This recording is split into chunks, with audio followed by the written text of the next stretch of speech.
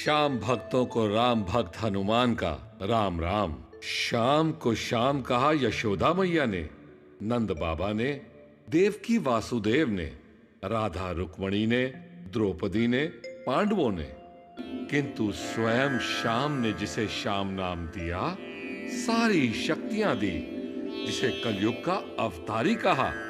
आइए आपको उस खाटू के श्याम बाबा की कथा सुनाता हूँ। माता महाकाली की जय, माता हिडंबा की जय, कुमार घटोत्कच की जय, माता हिडंबा की जय, कुमार घटोत्कच की जय, माता हिडंबा की जय, कुमार घटोत्कच की जय, माता हिडंबा की जय, कुमार घटोत्कच की जय, माता हिडंबा की जय, माता महाकाली की जय। प्रणाम कुमार, लीजिए।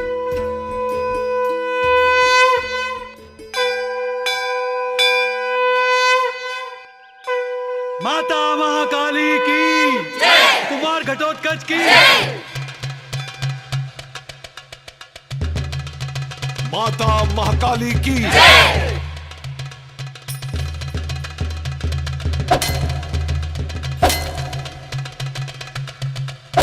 कुमार घटोत्कच की कुमार घटोत्कच की।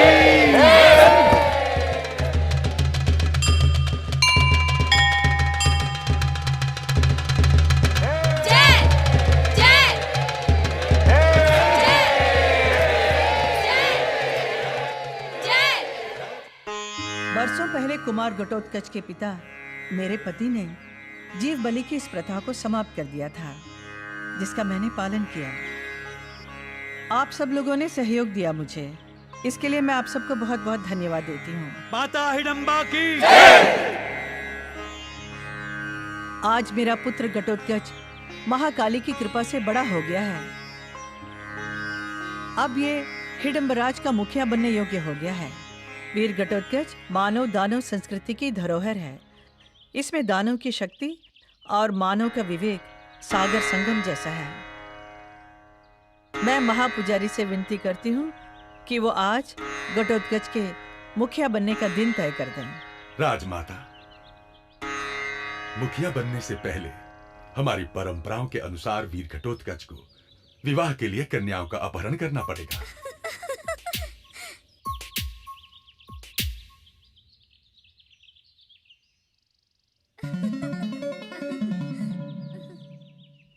मैं आज से इस अपहरण की प्रथा को भी समाप्त करती हूँ। अंधकार युग की इस प्रथा को मैं उचित नहीं समझती। मेरे अपने विवाह में मेरा अपहरण नहीं हुआ। घटोत्कच मेरे पति भीम और माता कुंती पांडवों की अमानत है, और मैंने घटोत्कच को पांडवों की राजधानी इंद्रप्रस्थ भेजने का निर्णय लिया है। माते, आपकी आज्ञा शिरोधार्य है। मैं इंद्रप्रस्थ अवश्य जाऊंगा, किंतु माते, यदि आप भी मेरे साथ चलती तो उन लोगों को आपसे मिलकर अच्छा लगता। नहीं पुत्र, यह संभव नहीं है। क्यों माते? तुम्हारे पिता और मेरे बीच वचन की एक लंबी दूरी है।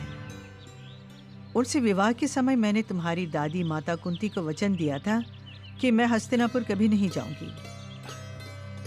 जब आपका विवाह हुआ था माते, तब उनके पास निवास तक नहीं था। वे संकट में थे। आज वे इंद्रप्रस्थ के स्वामी हैं। पुत्र, वचन कोई ऋतु नहीं है जो आई और गई। वचन एक जीवन भर की यात्रा है, जिसे केवल मृत्यु ही समाप्त कर सकती है। फिर मुझे उस कुल की कुलवधू बनने का सम्मान मिला है, जिस कुल में दादा भीष्म ने वचन के लिए हस्तिनापुर राज्य के सिंहासन को त्याग दिया, जीवन के सारे सुखों का बलिदान कर दिया। माते, मुझे गर्व है कि आप मेरी माता हैं। मुझे आशीर्वाद दीजिए कि जब भी मैं इस संसार में आऊं, आप ही मेरी माता बने। घट, वो माता धन्य हो जाती है जिसे तुम जैसा सम्मान करने वाला पुत्र मिल जाए। जो अपने माता पिता का सम्मान नहीं करते, ऐसे लोगों का घटोत्कच के जीवन में कोई स्थान नहीं है। चलो विश्राम कर लो, भोर होते ही तुम्हें इंद्रप्रस्थ जाना है। जो आज्ञा माते। कुमार घटोत्कच की माता हिडंबा की माता महाकाली की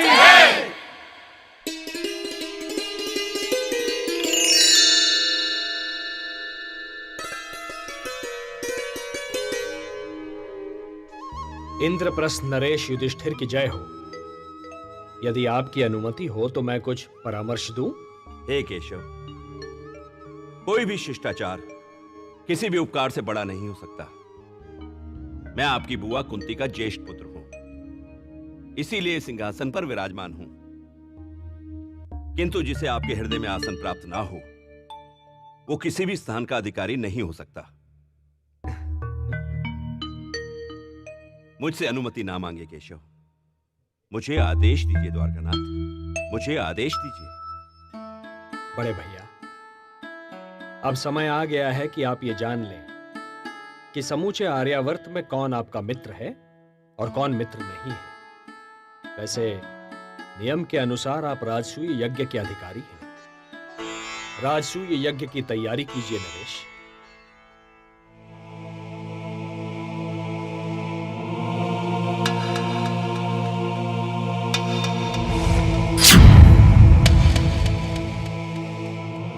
ये कौन?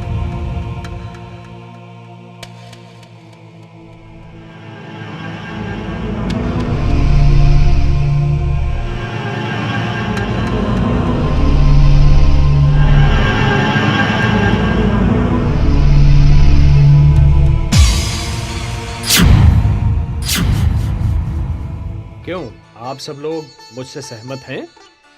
क्यों गदाधारी भीम? हे मधुसूदन, यदि आपकी कृपा दृष्टि ना होती तो इतना भयानक जंगल इतना सुंदर ना बनता। महाराज की जय हो। नगर में एक भयानक संकट आया है। संकट? कैसा संकट?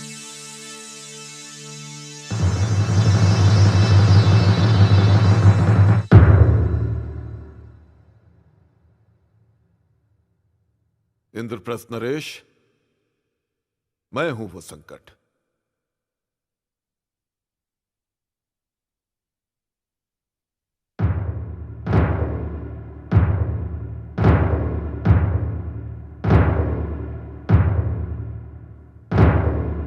अपना परिचय दो वत्स। मैं महाबली भीम और माता हिडिंबा का पुत्र घटोत्कच। पुत्र घटोत्कच?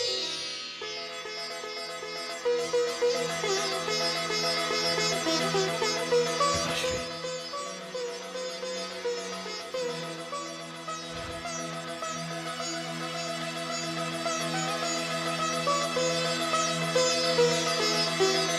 पुत्र घटोत्कच, जी पिताश्री।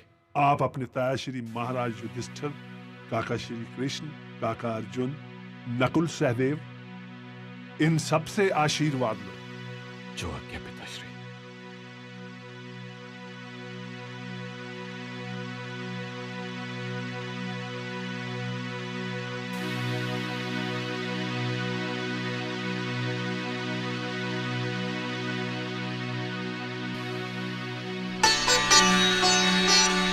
पुत्र घटोत्कच,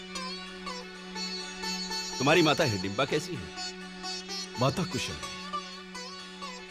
उन्हीं की आज्ञा से मैं आपका आशीर्वाद लेने मेरुगिरी पर्वत से यहां आया।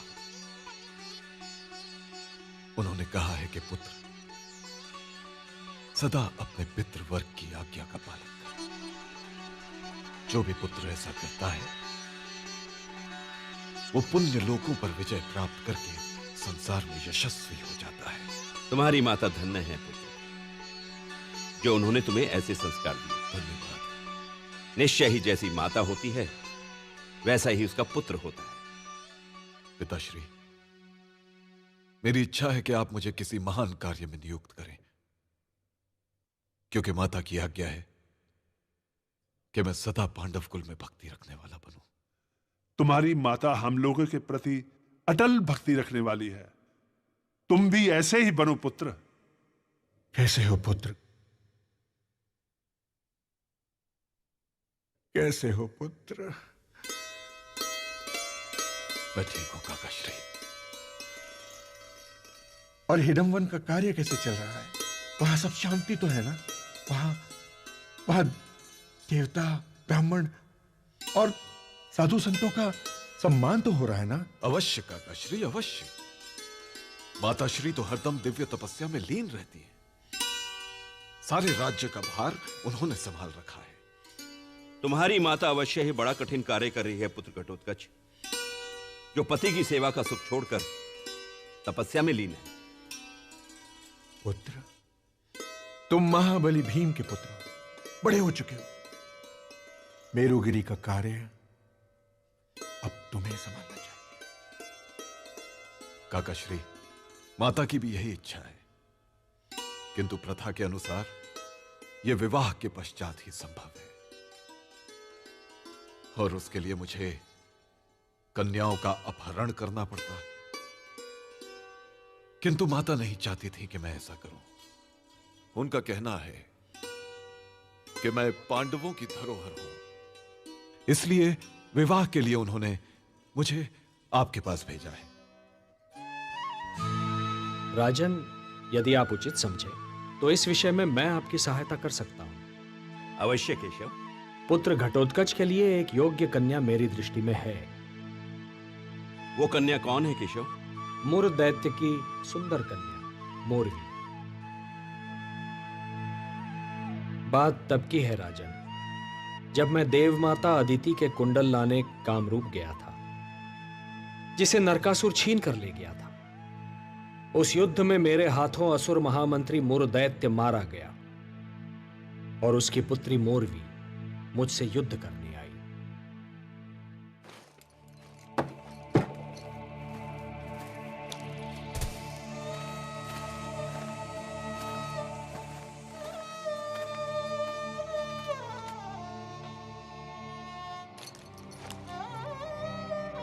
दैत्यराज मुर, आज तुम्हारा वध करके मैं मुरारी हो गया।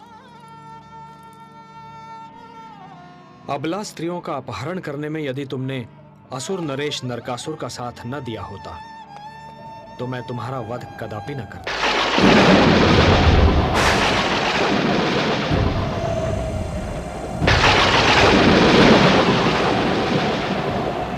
अब मुझे तुम्हारे अंतिम संस्कार की व्यवस्था करनी होगी। ठहरो।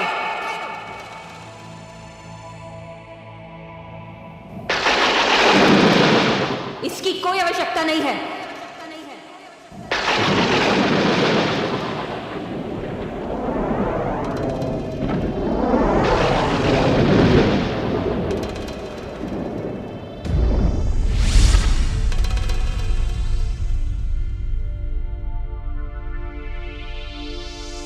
तुम्हें शव में बदलकर पहले तुम्हारा अग्नि संस्कार करूंगी, उसके पश्चात अपने पिता को विदा करूंगी।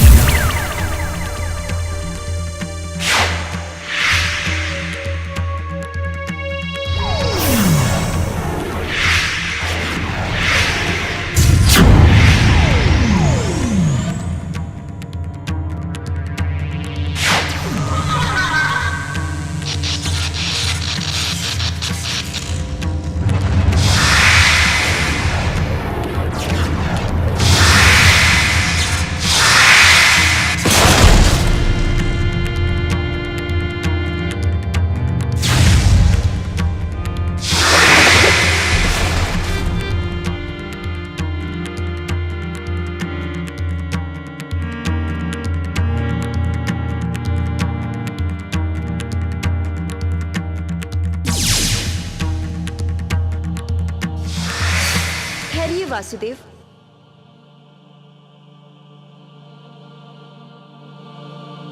भद्रे, तुम युद्ध से लौट जाओ। ये माधव श्री कृष्ण युद्ध में दुर्जय हैं। कोई किसी भी प्रकार से संग्राम में इन्हें मार नहीं सकता। औरों की तो बात ही क्या है, साक्षात भगवान शंकर भी इन्हें परास्त नहीं कर सकते। ये आप क्या कह रही हैं माते? हाँ पुत्री, इन्हें प्रणाम करके तुम युद्ध से हट जाओ, यही तुम्हारे लिए उचित होगा। और अपने पिता के लिए तुम्हें शोक नहीं करना चाहिए। क्योंकि इनके हाथों से मरने पर सब पापों से मुक्त होकर विष्णु धाम चले गए हैं। तुम इसी नगर में निवास करो, यहां रहते हुए ही तुम्हें वीर पति प्राप्त होगा। माते, जैसी आपकी आज्ञा।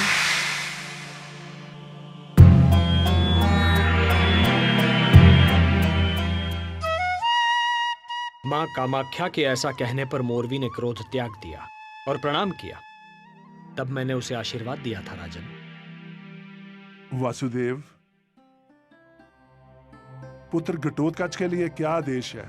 मेरी इच्छा है कि पुत्र घटोत्कच कामरूप जाए और मोरवी को ब्याह कर ले आए। जो आज्ञा नरश्रेष्ठ। वीर घटोत्कच, तुम ये मत समझना कि मोरवी तुम्हारे लिए वरमाला लिए खड़ी होगी। उसने प्रण किया है पुत्र कि वो केवल उसी को पति रूप में स्वीकार करेगी जो बल और बुद्धि दोनों में उसे परास्त कर देगा। वासुदेव, बल तो है मेरे पास, परंतु बुद्धि का वरदान मैं तुम्हें देता हूं पुत्र।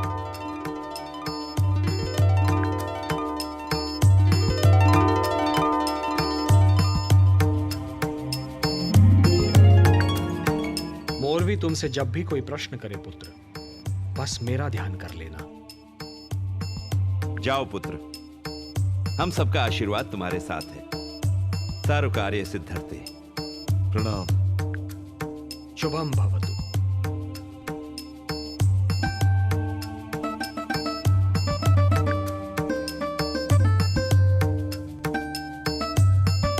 घटोत्कच मोरवी के साथ ही लौटेगा।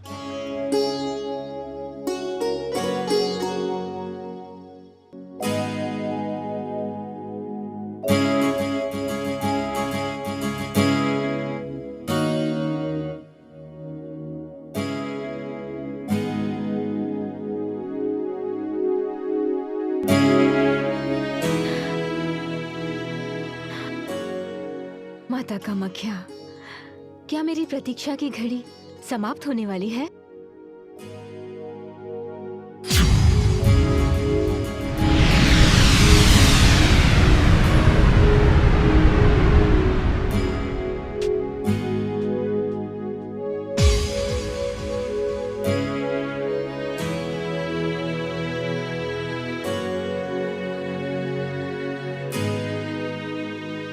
मैं देवी मोरवी के दर्शन की अभिलाषा लेकर आया हूँ। हाँ हाँ, क्यों नहीं। सभी के जीवन में अंतिम घड़ी कभी ना कभी तो जरूर आती है। चलिए, आइए।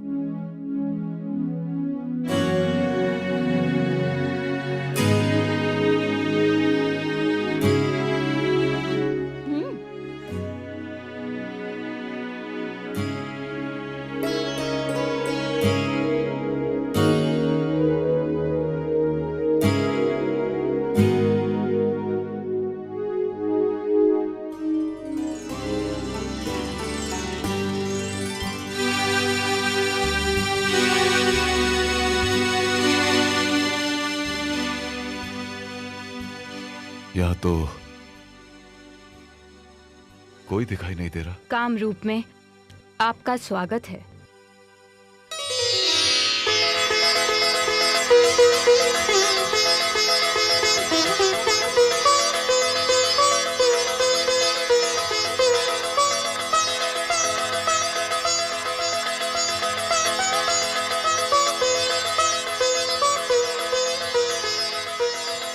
आपके बारे में जैसा सुना था वैसा ही पाया। क्या सुना था? आप सचमुच बहुत सुंदर हैं। मेरे रूप की प्रशंसा कर रहा है। ये भी मरने आया है। मैं यहाँ मरने नहीं आया हूँ। तुम कौन हो और कहां से आए हो? मैं हिडम दानव की बहन का पुत्र हूँ, घटोत्कच। कामरूप में अतिथियों का स्वागत करने की परंपरा नहीं है क्या? अवश्य है, किंतु योग्यता की परीक्षा के बाद। उचित है। तो पहले बल की परीक्षा लोगी या बुद्धि की? बुद्धि की। यदि बुद्धि ना हो तो बलवान से बलवान व्यक्ति भी पराजित हो सकता है। मोरवी तुमसे जब भी कोई प्रश्न करे पुत्र, बस मेरा ध्यान कर लेना। जय श्री कृष्ण।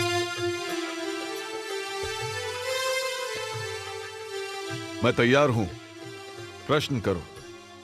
मुझे कोई विचित्र कथा सुनाकर हैरान कर दो और मुझसे कोई ऐसा प्रश्न करो जिसका उत्तर मेरे पास ना हो। ठीक है। एक नगर में एक व्यक्ति था। उसके घर में एक कन्या ने जन्म लिया। उसकी स्त्री उस कन्या को जन्म देते ही स्वर्ग सिधार गई। उसने अकेले ही अपनी बेटी का पालन पोषण किया। उसकी बेटी बहुत सुंदर थी। जैसे ही वो विवाह के योग्य हुई, उसके पिता का अपनी बेटी के प्रति मन मैला हो गया। उसने अपनी बेटी से एक झूठ कहा। उसने कहा कि उसके मां बाप मर चुके हैं और उसने सिर्फ उसका पालन पोषण किया है। बेटी ने पिता के झूठ पर विश्वास कर लिया और पिता ने अपनी ही पुत्री के साथ विवाह कर लिया। अपनी पुत्री से विवाह? हाँ।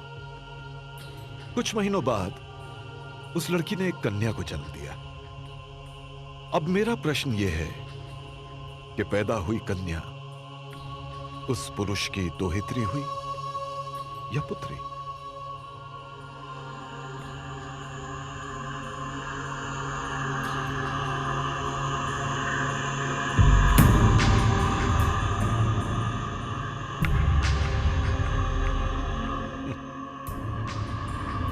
मोरपुत्री,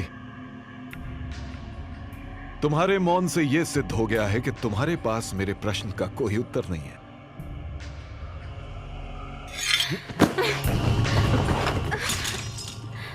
तुम एक वीर असुर की पुत्री हो, फिर भी युद्ध के सारे नियम भूल गई और एक निहत्थे पर वार कर दिया। छोड़ दो मुझे। मैं तुमसे तो क्या किसी से भी विवाह नहीं कर सकती। मैं तो केवल पांडव पुत्र के उस कुमार की प्रतीक्षा कर रही हूँ जिसका वरदान माता कामाख्या ने मुझे दिया था। छोड़ दो मुझे। मोरवी, मैं पांडव महाबली भीम का पुत्र हूँ और श्री कृष्ण के कहने पर ही तुम्हारे पास आया हूं।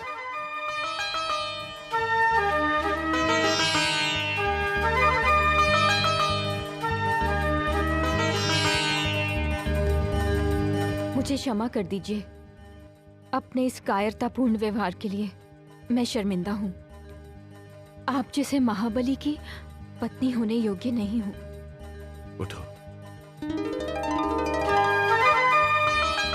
तुम हर प्रकार से पांडवों की पुत्रवधू होने के योग्य हो। यदि तुम्हारी सहमति हो तो मैं तुम्हें अपनी पत्नी के रूप में स्वीकार करता हूं।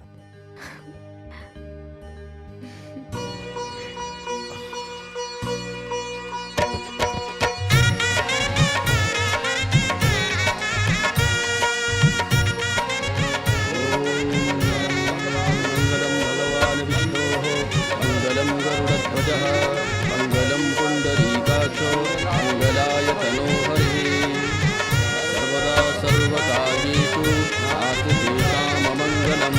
तेषां हृदयस्थो भगवान् मंगलाय तनोहरिः। तदेव लवनं सुदिनं तदेव ताराबलं चन्द्रबलं तदेव विद्याबलं दैवबलं तदेव लक्ष्मीपते ते विदुन्दुं स्मरामि। तेषां जयस्तेषां कुतस्तेषां पराजयः तेषामिन्दुवरश्यामो हृदयस्थो जनार्दनः। ॐ सुखिन इन्द्रो वृद्धश्रवाः स्वस्ति नः पूषा विश्ववेदाः स्वस्ति नस्तार्क्ष्यो अरिष्टनेमिः स्वस्ति नो बृहस्पतिर्दधातु।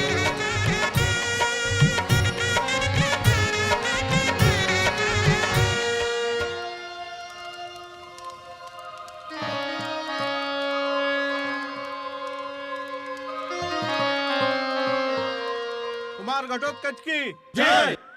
कुमार घटोत्कच की जय। माता मौरवी की, कुमार घटोत्कच की, माता हिडम्बा की, माता हिडम्बा की, माता हिडम्बा की। सदा सुखी रहो। माता ये मोरवी है, आपकी पुत्रवधू।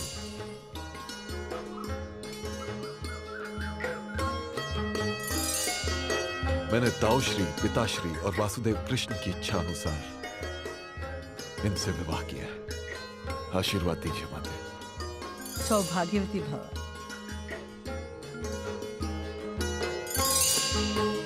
कुल का गौरव बढ़ाओ।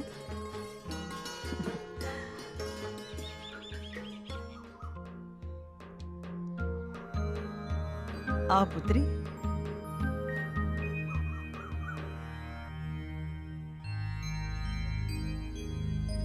समय बीतता गया और वो समय आ गया जिसकी सृष्टि को प्रतीक्षा थी, जब संसार में कोई दिव्य आत्मा आने वाली होती है, जिसके लाखों भक्त हों, कोटि कोटि पूजने वाले हों, तब धरती भी नया श्रृंगार करती है। हिडम्ब वन में भी हर दिन कुछ नया घटने लगा। जय अम्बे मैया, जय जय अम्बे मैया, जय पुजारी जी, जय आपने काली मुझे माँ। बुलाया? प्रणाम राजमाता। आजकल हिडिंब क्षेत्र में अनेकों सुंदर घटनाएं घट रही हैं। शुभ शगुन दिखाई दे रहे हैं। नदियां भर गई हैं, झरने स्वच्छ जल दे रहे हैं राजमाता। मौरवी माता बनने वाली है। घर के अंदर भी कुछ ऐसा ही चमत्कार हो रहा है। ऐसा प्रकाश हो गया है जो पहले कभी नहीं था। राजमाता, मेरा मन कहता है आपके घर में कोई महान आत्मा जन्म लेने वाली है। धन्यवाद। प्रणाम। कल्याण।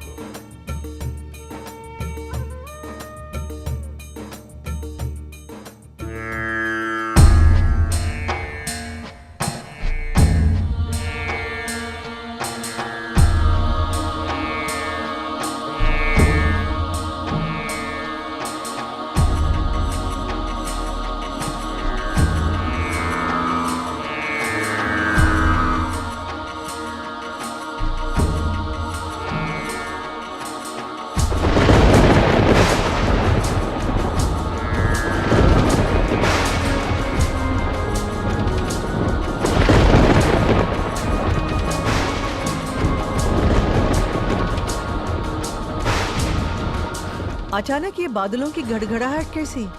मैं भी यही सोच रहा था माते।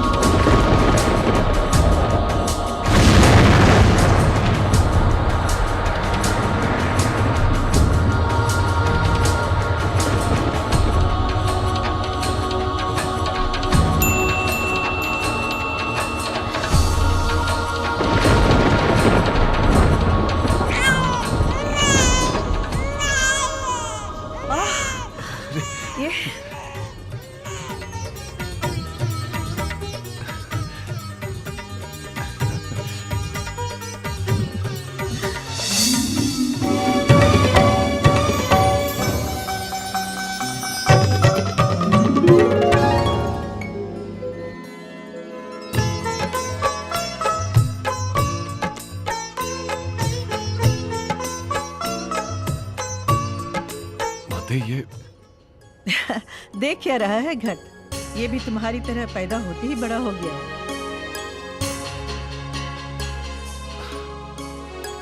आपने मुझे जन्म दिया है माते। मैं आपका ऋण नहीं उतार सकता। मैं धन्य हो गई पुत्र। हमारा कुल धन्य हो गया। आप जैसे माता पिता और दादी को पाकर मैं धन्य हो गया।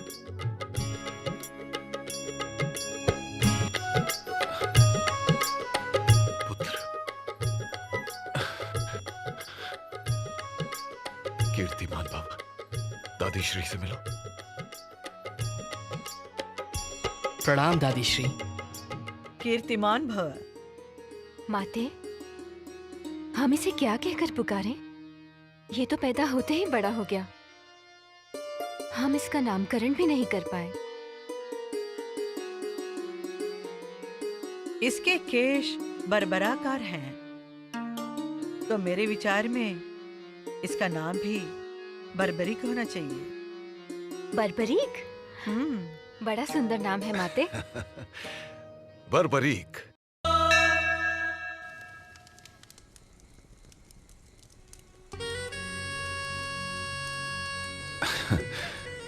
पूर्वी, अब तो जीता जागता पुत्र प्रकाश के रूप में तुम्हारे पास है, फिर इस प्रकाश में क्या ढूंढ रही हो?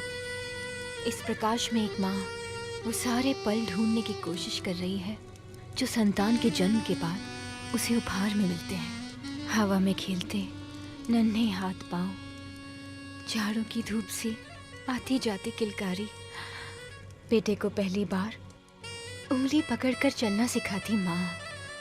ऐसे न जाने कितने और पल। मौरवी, ये अवसर तो मुझे भी नहीं मिला।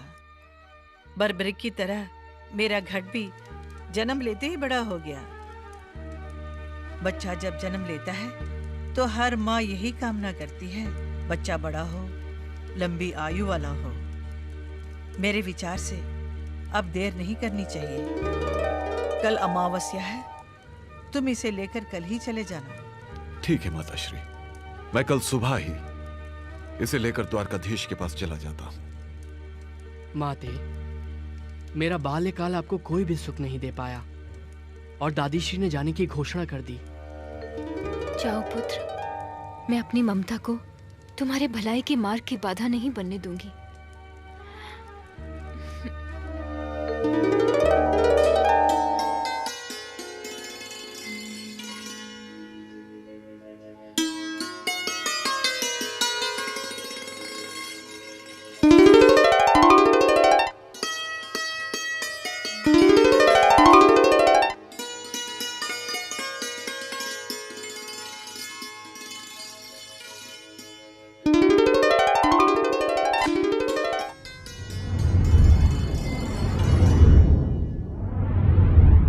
आओ पुत्र घटोत्कच, मैं तुम दोनों की ही प्रतीक्षा कर रहा था।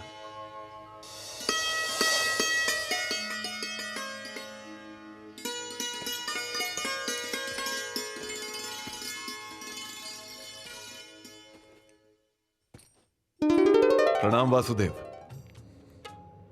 आयुष्मान भव पुत्र, आयुष्मान भव। पुत्र बर्बरीक, चरण स्पर्श करो। यशस्वी भव।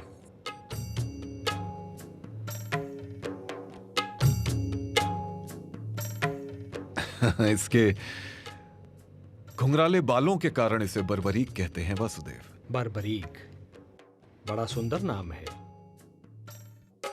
ये तुम्हारा पुत्र विशेष है, सबसे भिन्न है। मैं तो इसे सूर्योदय पुकारूंगा। सूर्योदय? आपने तो इसका नामकरण कर दिया वासुदेव। तो अपने सूर्योदय पर एक उपकार और कर दीजिए। कहो पुत्र। इसे अपना शिष्य बना लीजिए वासुदेव, इसका जीवन सफल हो जाएगा। घटोत्कच, तुम्हारा यह पुत्र स्वयं के साथ साथ समूचे वंश का नाम सफल करने आया है। आपने पिताश्री की प्रार्थना का उत्तर नहीं दिया। आप चाहे तो मेरी परीक्षा ले सकते हैं। सूर्योदय, तुम तो अपने जीवन में कई महान कार्य करने आए हो। तुम्हारे पास 3 दिव्यास्त्र हैं, कर्म, संकल्प और आस्था। ऐसा कौन सा गुरु होगा जो तुम्हें अपना शिष्य स्वीकार ना करे? मैंने तुम्हें अपना शिष्य स्वीकार कर लिया वत्स। नियम के अनुसार गुरु शिष्य की परीक्षा लेता है। मैं तुमसे क्या प्रश्न करूं पुत्र, तुम तो एक समाधान हो। आप प्रश्न करके संतुष्ट होके यदि मुझे शिष्य स्वीकार करेंगे तो मैं भी आपको गुरु दक्षिणा देने के लायक हो जाऊंगा। चलो ऐसा ही सही। मेरे एक प्रश्न का उत्तर दो। तुम्हारे उत्तर में एक प्रश्न समाहित है। तुम्हारी दृष्टि में माता का क्या स्थान है? सबसे ऊंचा। यदि एक तरफ माता के प्राणों पर संकट हो और दूसरी ओर एक नवजात शिशु के, तो पहले किसके प्राणों की रक्षा करोगे? नवजात शिशु की। क्यों? माता की क्यों नहीं? नवजात शिशु ने तो अभी जीवन आरंभ भी नहीं किया, किंतु तुम्हारी माता ने तो तुम्हें जन्म दिया है। माता अतीत है, किंतु नवजात शिशु एक संपूर्ण भविष्य। जिस माता ने मुझे जन्म दिया है, यदि मैंने शिशु को ना बचाकर उसके प्राण बचाए तो वो मेरा मुख भी नहीं देखेगी। माता अपना जीवन देख चुकी है और शिशु के सामने पूरा जीवन शेष है। देखा पुत्र घटोत्कच, तुम्हारे पुत्र को तो परीक्षा में सफल होना ही था। वत्स, मैंने तुम्हें शिष्य स्वीकार कर लिया। अब मैं तुम्हें सर्वप्रथम शस्त्र विद्या सिखाऊंगा और तत्पश्चात सिद्धि प्राप्ति के लिए गुप्त क्षेत्र भेजूंगा।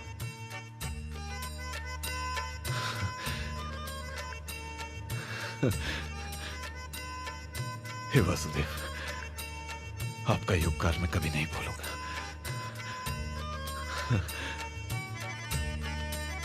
अरे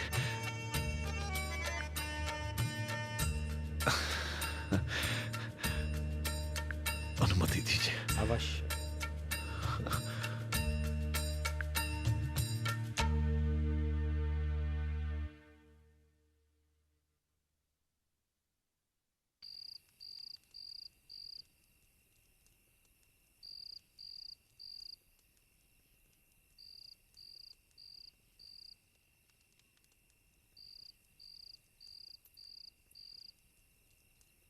क्या सोच रही हो माते?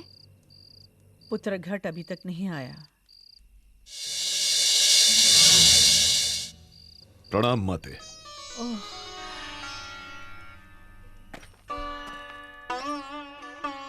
माते, मेरे पास आपके लिए एक शुभ और एक अशुभ समाचार है।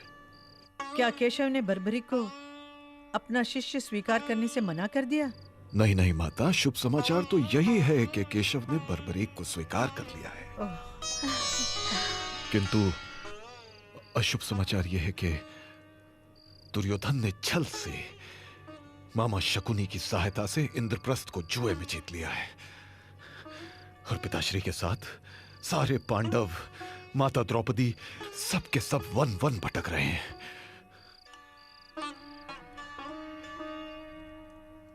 वचन कभी कभी कितना विवश कर देता है पुत्र।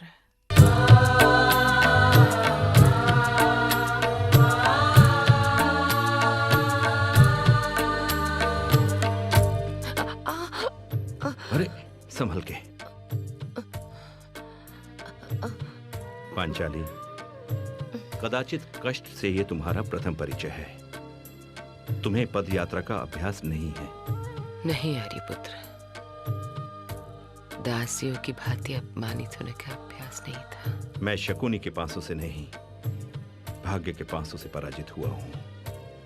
नहीं आर्यपुत्र, जब हस्तिनापुर का बंटवारा हुआ और दुर्योधन तथा ज्येष्ठ पिताश्री ने हमें इंद्रप्रस्थ का वो जंगल वाला भाग दिया, तब मैंने उसे भाग्य के पांसों की तरह लिया था।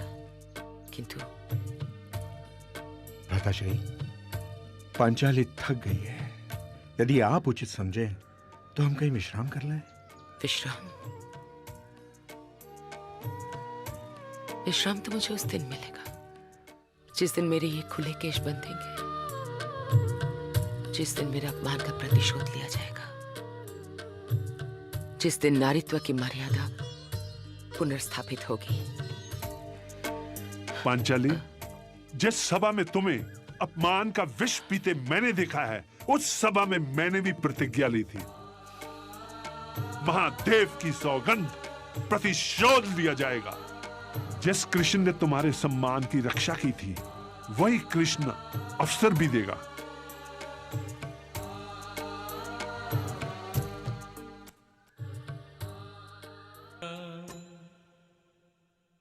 आज तुम्हारी शिक्षा पूर्ण हुई वत्स।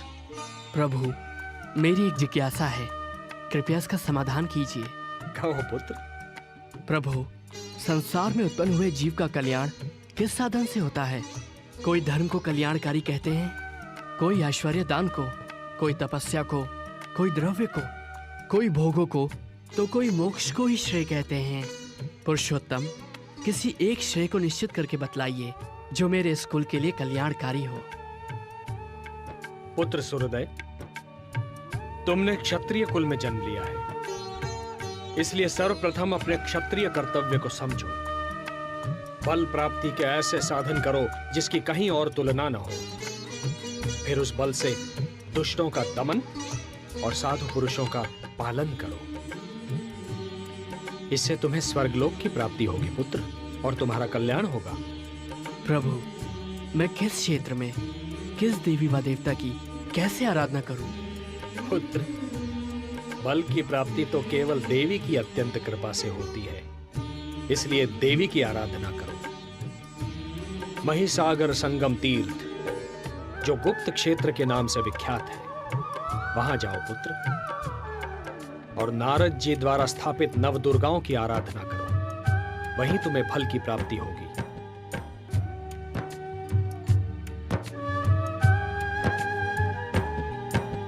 अब मुझे आज्ञा दीजिए गुरुदेव।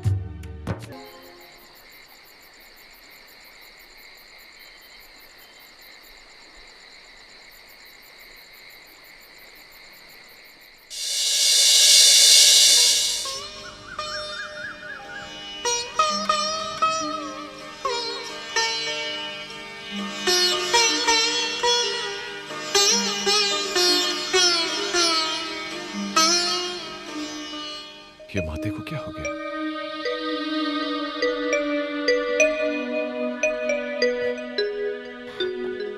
तुम पूछो। माते, अपने पौत्र बर्बरीक के विषय में सोच रही हैं? मौरवी, बर्बरीक की चिंता नहीं है मुझे। जो श्री कृष्ण समर्पित हो गया वो उबर गया, वो तर गया। जिसे कृष्ण स्वीकार कर लें उसे किसी और के समर्थन की आवश्यकता नहीं है। जिसे श्याम रंग दे वो तो स्वयं श्याम रंग हो जाता है। तो फिर माते, माते आपकी चिंता का कारण क्या है? बताइए। चलिए विश्राम कीजिए, आपने तो भोजन तक नहीं किया आज। मैं परिवार सहित तुम्हारे पिता के लिए चिंतित हूँ। चिंता से अधिक मैं और क्या कर सकती हूँ? यदि आप आज्ञा दें तो मैं जाकर उनकी खोज खबर ले आऊं? नहीं, यदि दुर्योधन को पता चला तो वो इस मिलन को भी वनवास के नियम के विरुद्ध बता देगा।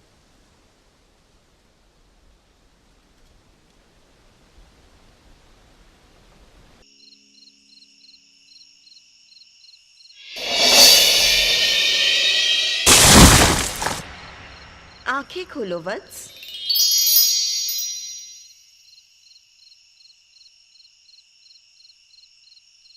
माते,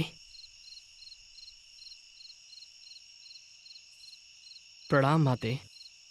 कल्याण हो पुत्र। पुत्र, मैं तुम्हारी तपस्या से प्रसन्न हुई। बोलो, क्या चाहिए तुम्हें? माते, आपने मुझे दर्शन देकर कृतार्थ कर दिया। अब एक ही अभिलाषा है, आपका आशीर्वाद सदैव मुझ पर रहे।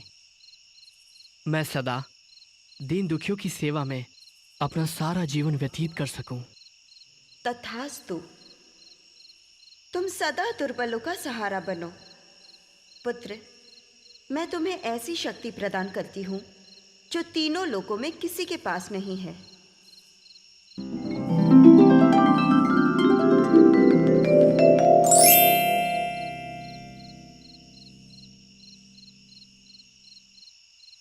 मैं धन्य हुआ माते, मैं धन्य हुआ।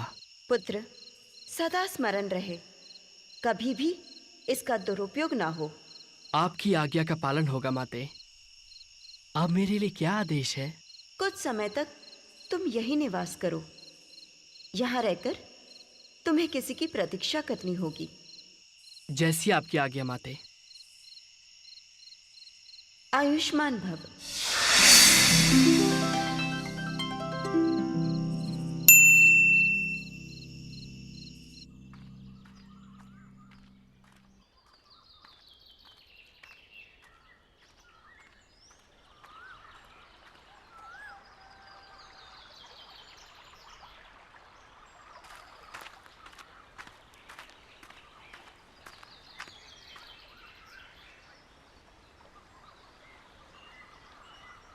प्रणाम ब्राह्मण देव। आयुष्मान भव। आप कौन है ब्राह्मण देव? मेरा नाम विजय पंडित है। और आपका परिचय? मैं पांडव कुल भीम का पौत्र बर्बरीक हूँ। मेरे गुरु द्वारकाधीश श्री कृष्ण ने सूर्योदय नाम दिया है। इस घने जंगल में किस कार्य हेतु आपका आना हुआ? अपने नगर के लोगों के भविष्य के लिए। लोगों का भविष्य? हाँ, हमारे नगर पर इस समय दैत्यों का आतंक फैला हुआ है। वहां नरबली प्रतिदिन होती है। बच्चे, बूढ़े, स्त्री, पुरुष कोई भी सुरक्षित नहीं है। अर्थात?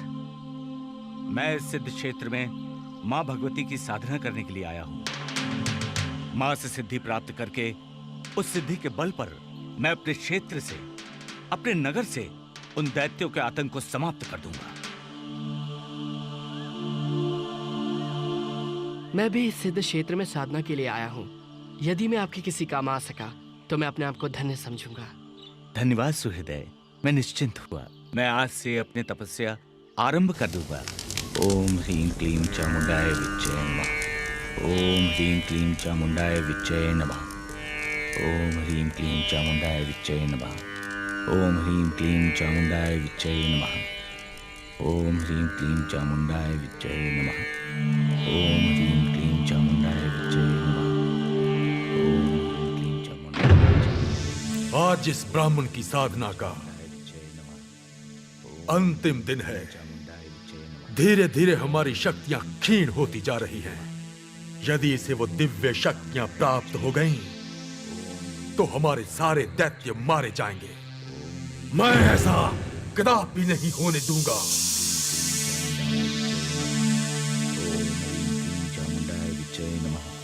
ओम ह्रीं क्लीं चामुंडाय विच्चय नमः। ओम ह्रीं क्लीं चामुंडाय विच्चय नमः। ओम ह्रीं क्लीं चामुंडाय विच्चय नमः। ओम ह्रीं क्लीं चामुंडाय विच्चय नमः। ओम ह्रीं क्लीं चामुंडाय विच्चय नमः। अरे अनर्थ, घोर अनर्थ! ये क्या कर रहे हो तुम बंधु? साधु महाराज, ये सिद्धि प्राप्ति के लिए हवन कर रहे हैं। अग्नि जलाकर? आप जानते हैं इस अग्नि के तेज से अनेक प्रकार के जीव जंतुओं की हत्या हो रही है। साधु महाराज, अग्नि में आहुति देने से तो देवताओं की तृप्ति होती है। अहिंसा ही परमो धर्म है। जीव हत्या घोर पाप है। मैं ऐसा कदापि नहीं होने दूंगा, कदापि नहीं। ये क्या कर रहे हैं आप? साधु होकर हवन की अग्नि बुझाना चाहते हैं? मैं अच्छी तरह से जानता हूं इन पाखंडी ब्राह्मणों को। मैं ऐसा कदापि नहीं होने दूंगा, कदापि नहीं। हट जाओ।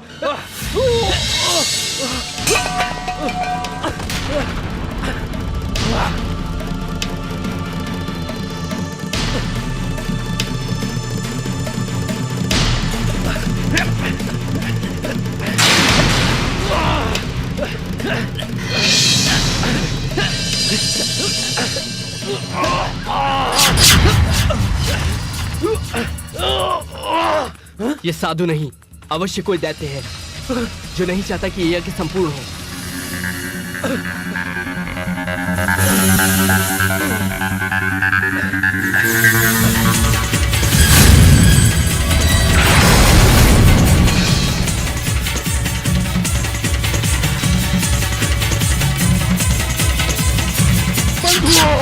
शत्रु हमारा पीछा कर रहा है, बच के जाने न पाए। घेर लो इसे, मार डालो इसे।